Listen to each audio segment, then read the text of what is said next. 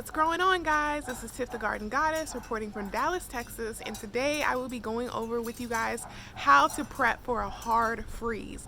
So it is the end of November. According to the Old Farmer's Almanac, we should have had our hard freeze a couple of weeks ago, but we have not. And as you can tell, the sun is out. It's in like the low 60s. It's just crazy weather, but it says in the next couple of days it's going to be rainy and it's supposed to get down to 31. And as you can see, I still have plants all over the place, got a little trellis and everything, and I want to prep the garden for a hard freeze. Now, a couple of things. I have not always done this. Checking the Farmer's Almanac is so important. I've waited until the day that it's freezing to prep my plants, and not only is that a pain for me, it stresses the plants. It's just a horrible idea. Check my video on me harvesting my peanuts and my sweet potatoes in freezing rain. I will never do that again. So prep is important just to keep your sanity. Not only do you have to prep your plants that are still in the ground, but you have to prep your water supply, your water irrigation, to make sure that those last the test of time. There's a couple of things I'm going to be using.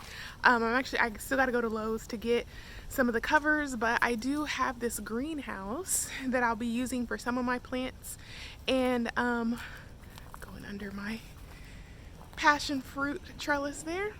But I also have these hoops. So here, I'll turn it around for you.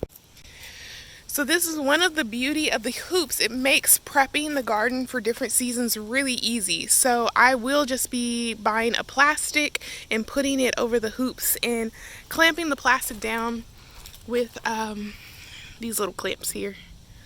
Oh, I got a little swallowtail. Let's get it out of here. Sorry, buddy. Here, you can get out. Come on. Sometimes the butterflies, they make their cocoons under the netting. Come on, buddy. Okay, we'll worry about him later. Anyways, so yes, that's what I will be going to do. I will be buying hoops for here and over here. Some of my freestanding plants, like these pots, I'm just going to be putting a fabric over those. Honestly, this is my first year growing passion fruit, and I'm just going to let it do what it do. I'm just going to let it do what it does. I need to make sure it's not reaching for that electrical line. That would be bad. But I want to kind of see what the passion fruit vine is going to do without any protection, if it's going to bounce back the next year, all that great stuff. I have things like my moringa tree over here that I definitely want to cover up. That's an apple tree and a couple of bushes over there that are perennials, so I won't be covering those up. Y'all, it's been a mess back here, so don't judge my back patio. I need to clean it up. But these plants in pots here, my ferns, my orange tree, which is doing horrible, and all of my daisies I got on sale at Lowe's, an ivy over there, another fern, all of that I'm going to try and stick into the greenhouse, plus some plants that are in the front of the house, some ferns. And so, yeah, just come with me and I will show you all how I cover all of this stuff up.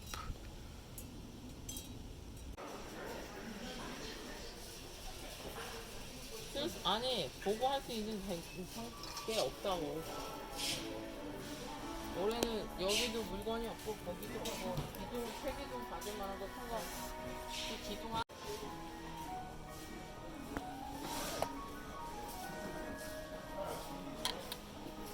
Alright, so just got back from Home Depot and this is what I decided to purchase.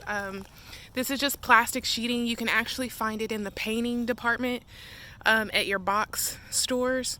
They have different sizes. 3.5 mil is the thinnest, then it goes up to 4, and then if you're actually making a greenhouse it's going to stand the test of time, they have a 6 mil. But I'm really big on making sure that the plants get as much sun as possible. I already have an irrigation line set up, so I'm not really too worried about rainwater or anything, because I'm going to keep this up, and I mean for the whole winter. I don't plan on, taking it down unless there's just this extreme stretch of really warm weather, but I just plan on keeping this up the entire winter, and so I want to make sure the plants are getting enough sun, so I chose the thinner, the 3.5, which I've used in the past, and it really works well. This is 10 feet by 25 feet, so this is going to be great because one sheet can go all the way down these garden beds. I think these are like 16 feet. These over here are only 8 feet long, so I'm actually going to split one of these rolls into two, and it'll be enough for one of these garden beds. Also, I've decided that because this is so long, that I'm just going to cast the plastic over onto these little pots on the edge of the beds just to make my life easier. And as you can see, I already have like a ton of spring clamps all over the place. These garden beds have the netting over them, which I don't plan on taking off. I'm just going to put this plastic right on top of it, and there's already spring clamps over there, but I feel like you can never have too many of these, so I just bought some more. They're $1 each. The metal ones last a really long time. They have some plastic ones. It was like a set of 22 for $9, which is a way better deal. But I like these because they last a lot longer than the plastic ones. So I just paid the extra money to, they're just $1 each. You know, get what you need. And so yeah, so join me as I slip this plastic cover over these hoops. Really quick note though that I want to mention, because I don't think I've mentioned this in any of the videos. So part of overwintering is to even have the hoops, right? So this might be in my garden bed video, how to make a garden bed, but I don't remember. But it's really easy, guys. Honestly, I'm gonna pull this up. Super easy. So this is just rebar. This is like a 2-foot piece of rebar, maybe 3/8 of an inch. I don't remember. It was like $2 at Home Depot. Let me see. Oh, I just pulled the whole thing out. Anyways, so yeah, that's what it looks like. And you literally get a mallet and you hammer it in the ground, and then you slip your pole over the rebar, which I'm actually going to stop the video because if I let this go, it's going to like spring up in the air. Hold on one sec. Okay, there we go. So, I did 1, 2, 3, 4, 5 hoops on this 16-foot bed. I mean, this is 8 feet and I did 3. So putting a hoop every 2 to 3 feet isn't a bad idea. Like I said, you'll need a rebar for each side that you're going to slip the piping over. This is just piping, Home Depot. Once again, really simple stuff. This is the Charlotte piping. What is this? 3/4 inch PVC. I mean, people get really fancy about figuring out what piping it is. I want the thinnest one. I think you can only buy them in 10 feet, and so you can do this at the big box store. You just I cut 2 feet off of them, so they're actually 8 feet long.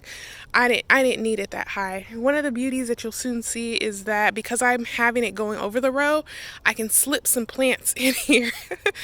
I can slip some of my potted plants in here, and also, you know, just have them going along the path. That's one of the reasons, even though I have 4 rows, I have hoops going over 2 rows each. So that is definitely part of the overwintering spot. I did this early in the season because I wanted to put this bird netting up so that the birds weren't eating at my greens and stuff like that.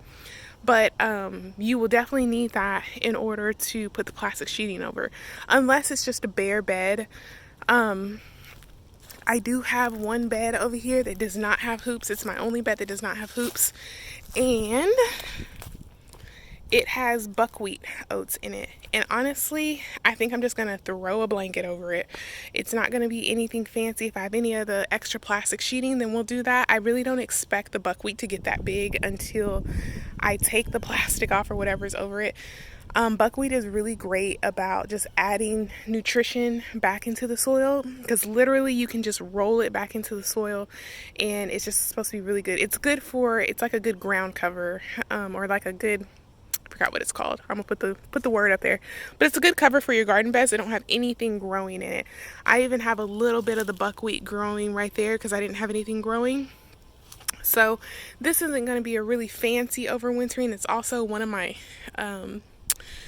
passion fruit vines are in this bed as well. So even if I can't save the vines, I'm gonna save the root. And this is just some watercress that I cut down or whatever. And I've never grown it before, but it was hard to pull up, so I'm just like, oh, I'm just gonna leave you there and see what happens.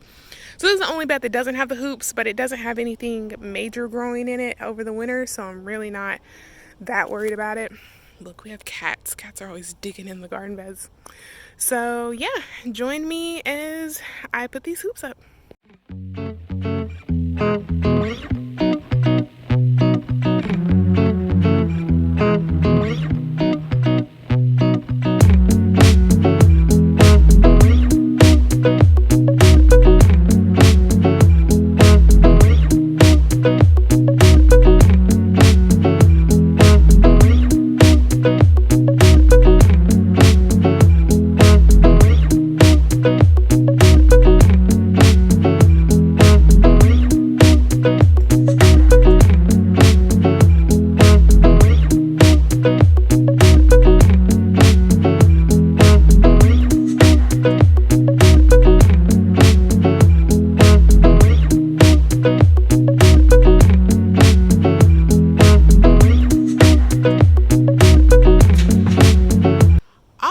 So we have garden beds that can stand a hard freeze.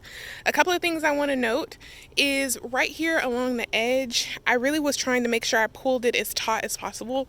I do not want this to be a perfect place for creatures to crawl underneath there and live.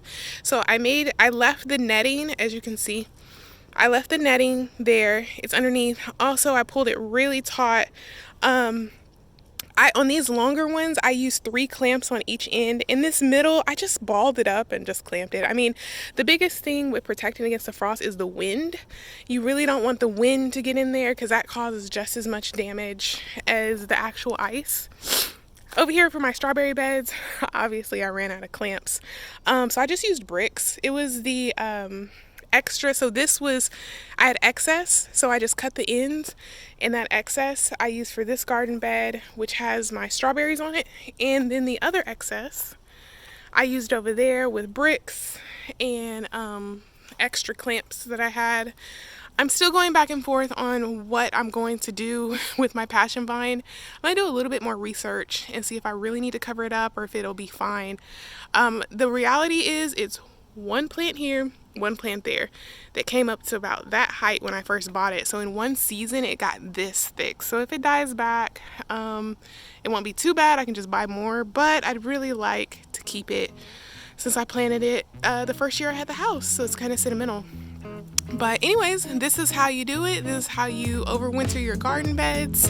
I love you guys. If you have any questions, drop them in the comments box. If you have any ideas on how to overwinter a passion fruit vine in zone 8A/8B, let me know. But like and subscribe my videos.